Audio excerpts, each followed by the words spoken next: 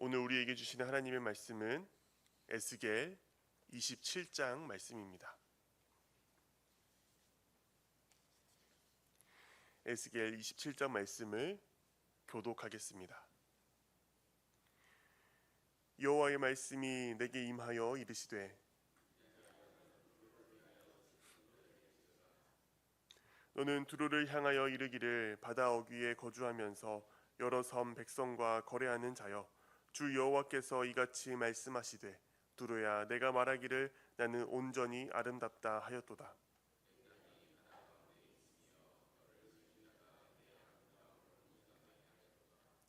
스늘의 잣나무로 내 판자를 만들었으며 너를 위하여 레바논의 백향목을 가져다 돛대를 만들었도다.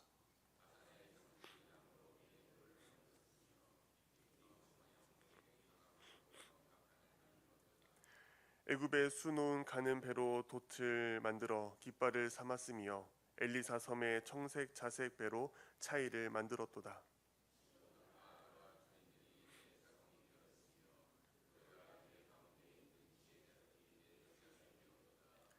그 발의 노인들과 지혜자들이 내 가운데에서 배의 틈을 막는 자가 되었으며 바다의 모든 배와 그 사공들은 내 가운데에서 무역하였도다.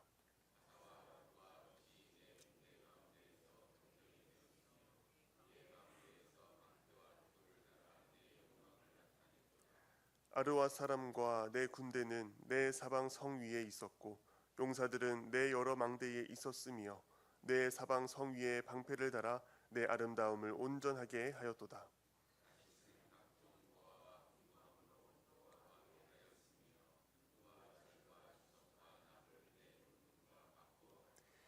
야완과 두발과 메색은 내 상인이 되었으며 사람과 놋그릇을 가지고 내 상품을 바꾸어 갔도다.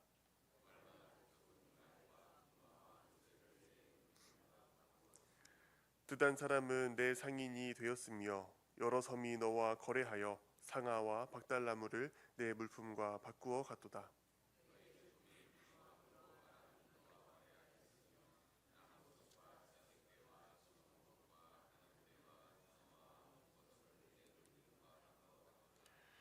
유다와 이스라엘 땅 사람이 내 상인이 되었으며 민린 밀과 과자와 꿀과 기름과 유향을 내 물품과 바꾸어 갔도다.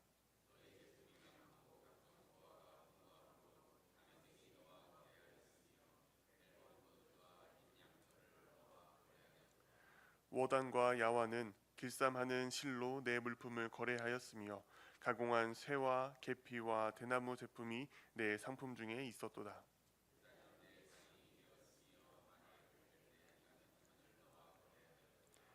아라비아와 게달의 모든 고관은 내 손아래 상인이 되어 어린 양과 순양과 염소들 그것으로 너와 거래하였도다.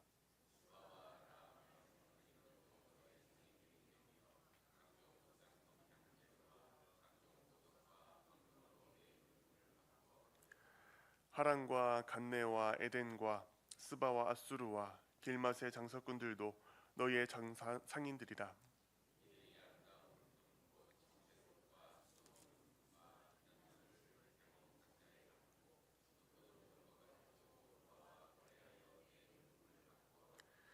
다시스의 배는 때를 지어 내 화물을 나르니 내가 바다 중심에서 풍부하여 용화가 매우 크도다.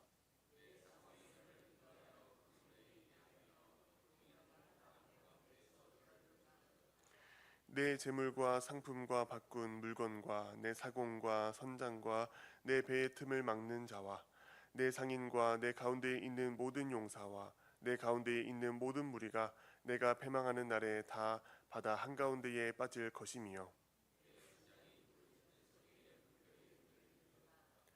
노를 잡은 모든 자와 사공과 바다의 선장들이 다 배에서 내려 언덕에 서서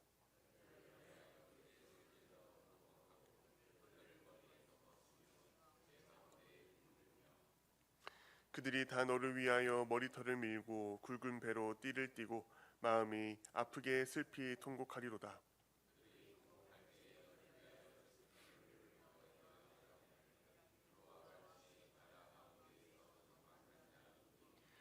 내 물품을 바다로 실어낼 때에 내가 여러 백성을 풍족하게 하였으며 내 재물과 무역품이 많음으로 세상 왕들을 풍부하게 하였도다.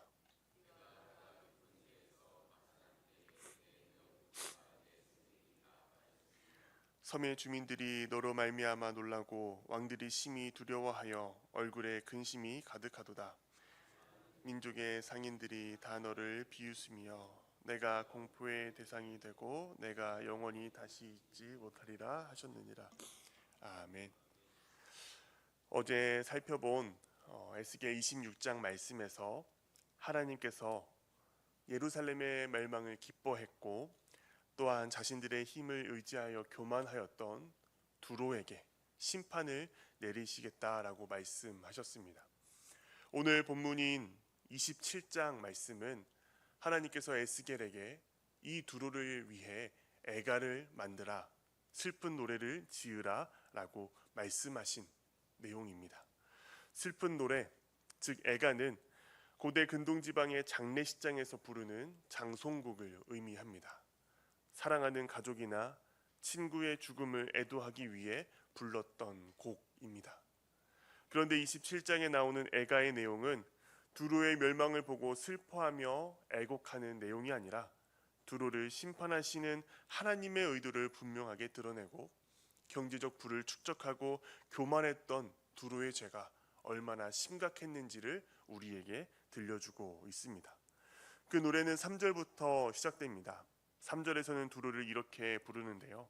바다 어귀에 거주하며 여러 섬 백성과 거래하는 자여라고 부릅니다.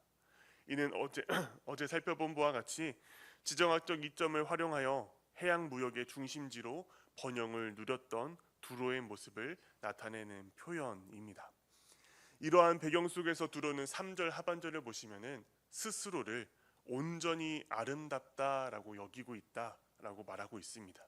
그들은 자만심, 교만에 빠졌던 것입니다. 두로는 당시 세계에서 가장 풍요롭고 화려한 도시였습니다. 오늘 말씀에서 두로를 마치 최고급 재료로 정교하게 건조된 거대한 배로 묘사하고 있습니다. 그 배는 스닐의 잣나무로 만든 판자, 레바논의 백향목으로 세운 돛대, 바산의 상수리 나무로 만든 노, 기띔섬의 황량목과 상아로 장식한 갑판까지 그 당시에 있었던 최고급의 상품들로 배를 만들었다라고 말하고 있습니다. 모든 것이 최상품이었습니다. 애굽의 수놓은 가는 배로 만든 깃발과 엘리사 섬의 청색 자색배로 만든 차일까지 그 화려함과 정교함은 상상을 초월했습니다. 두로는 단순히 외적인 아름다움만 가지고 있는 도시가 아니었습니다.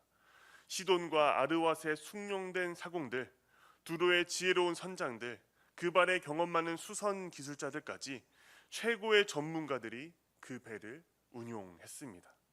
바사와 룻, 붓과 아르왓에서 온 용병들이 그 성벽을 지키며 강력한 군사력으로 도시를 보호했습니다.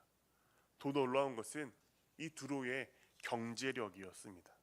다시스로부터 시작하여서 야완, 두발, 메색, 도갈마, 드단 등 여러 나라들과 함께 무역을 벌이면서 은과 철과 주석과 납을 거래하였고 사람과 놋을 교환하며 말과 군마와 노새를 사고 팔았습니다.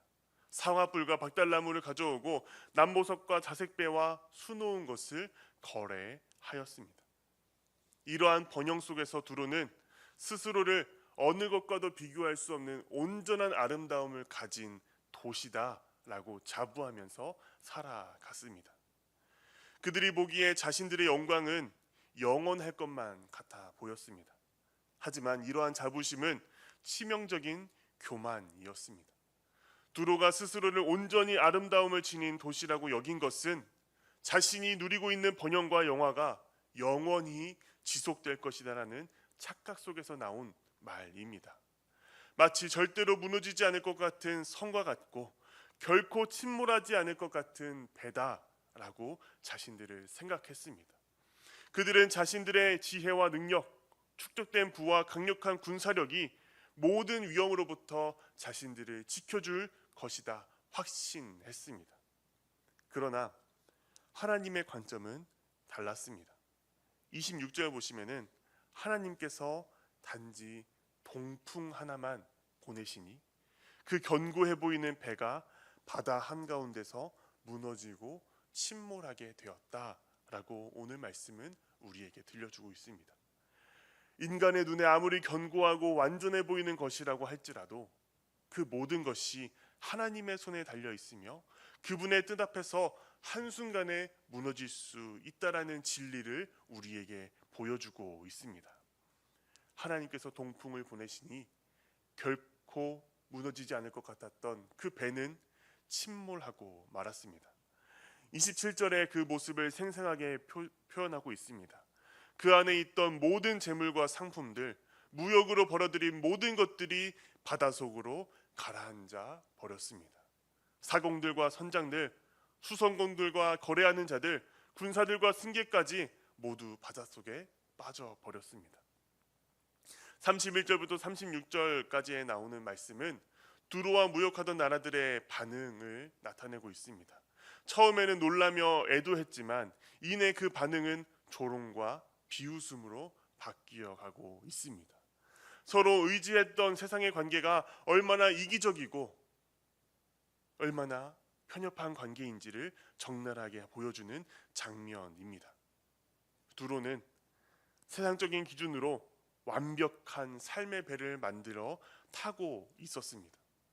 그러나 하나님 앞에서 그들의 의지했던 모든 것들은 바닷속으로 침몰하고 말았습니다. 오늘날 우리도 두로처럼 살아가기 쉽습니다. 좋은 직장과 안정된 수입, 든든한 인간관계와 사회적 네트워크, 인정받는 명예와 전문적인 실력, 축적된 자산과 미래를 향한 보험들까지 이 모든 것이 마치 내 삶을 지켜주는 든든한 배처럼 느껴질 수도 있습니다. 또한 세상은 우리에게 끊임없이 말합니다. 더 많이 벌어야지만, 더 높이 올라가야지만 더 단단한 안전망을 구축하는 것이다 라고 말합니다. 좋은 학력이라는 판자를 깔고 든든한 직장이라는 돛대를 세워서 우리의 삶을 항해하려 합니다. 하지만 우리가 기억해야 할 것은 그 어떤 것도 영원하지 않다라는 사실입니다.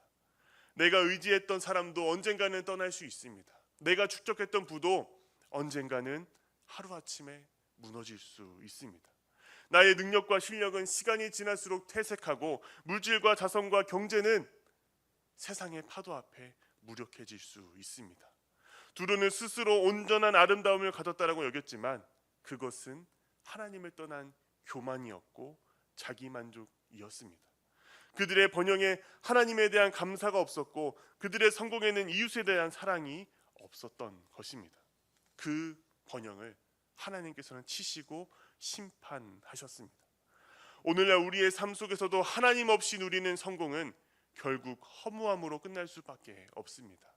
예배보다 세상의 일에 더 몰두하고 말씀보다 세상의 조언을 더 신뢰하며 하나님의 뜻보다 내 계획이 앞설 때 하나님은 우리의 삶의 배를 바다 한가운데 침몰시키십니다. 우리의 삶이 불안하고 만족이 없는 이유, 마치 커다란 바람을 만나는 배처럼 이리저리 흔들리는 이유는 하나님 없이 지어진, 하나님의 기초 없이 세워진 인생이기 때문입니다. 그렇다면 우리는 어떻게 살아가야 할까요? 문제는 우리가 가진 것이 문제가 아니라 그것들을 대하는 우리의 태도입니다. 진정한 안전은 하나님 안에 있을 때 주어진다. 우리의 직장도 건강도 인간관계도 모든 것이 하나님의 은혜로 주어진 것임을 인정할 때 그것이 참된 겸손이 되고 하나님께서 기뻐 받으시는 삶이 된다라는 것입니다. 하나님께서 허락하신 것들을 하나님의 영광을 위해 사용할 때 그것들은 우리를 교만하게 만드는 우상이 아니라 하나님과 세상과 이웃을 섬기는 도구가 되는 것입니다. 우리의 재능과 물질, 지위와 영향력을 하나님의 뜻을 이루는 데 사용하는 것이 침몰하는 배를 만드는 것이 아니라 하나님의 나라를 견고하게 세워가는 도구가 되어가는 것입니다. 오늘 이 말씀을 살펴보면서 우리는 우리의 삶의 기초가 어디에 세워 있는지, 무엇 위에 세워져 있는지를 돌아보아야 합니다. 우리의 인생이 두로와 같이 화려한 배가 되어 있지 않습니까? 아니면은 화려한 배가 되고 싶어 하지는 않습니까? 겉으로는 견고해 보이고 아름다워 보이지만 실제로는 동풍에 무너질 수 있는 그런 배가 아닌지를 돌아보아야 합니다.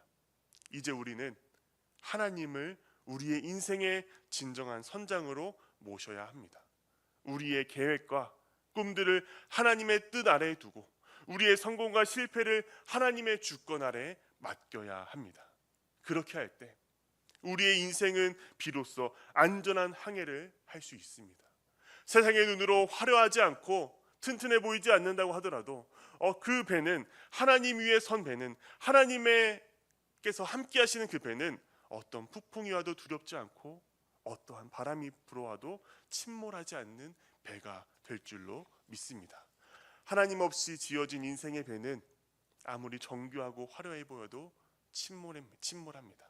하지만 하나님께서 함께 하시는 인생, 하나님 위에 세워진 우리의 삶은 언제나 참된 평안을 누리고 하나님과 함께 담대히 나아갈 수 있게 되는 것입니다. 오늘 이 두로의 애가가 우리에게 주는 그 교훈의 말씀을 가슴 깊이 새기며 오늘 하루를 살아갈 때 언제나 우리의 삶의 주인은 하나님이시다, 언제나 우리의 삶의 주권은 하나님께 있다라고 고백하며 우리의 삶을 살아가는 우리 모두가 되기를 주님의 이름으로 간절히 소원합니다.